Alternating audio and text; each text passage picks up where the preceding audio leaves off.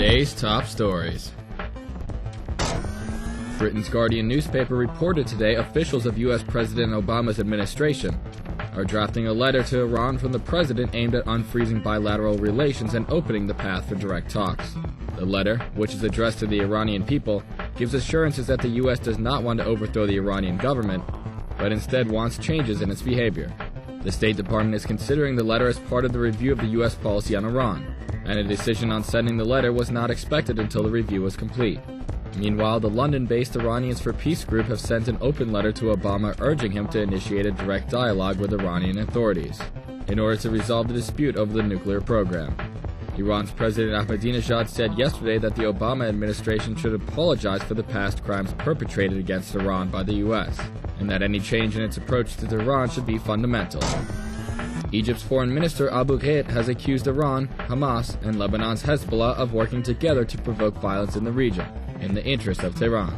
In an interview broadcast yesterday with Orbit Satellite Network, he said, quote, "They tried to turn the region to confrontation in the interest of Iran, which is trying to use its cards to escape Western pressure on the nuclear file."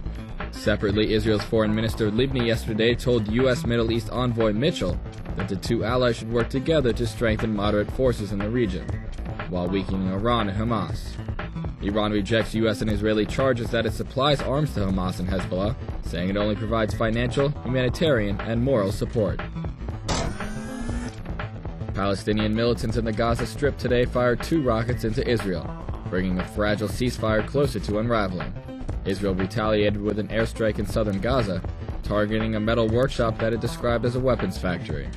The renewed violence comes as U.S. Middle East envoy George Mitchell is touring the region in an effort to broker a long-term truce deal between Israel and Hamas. Hamas officials have signaled the willingness to negotiate a long-term truce with Israel as long as the Gaza border crossings are open.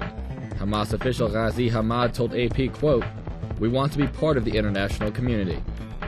Meanwhile, UN Secretary General Ban today launched an appeal for $613 million to meet the needs of those affected by the 22-day offensive in Gaza. These stories and more at IranVNC.com.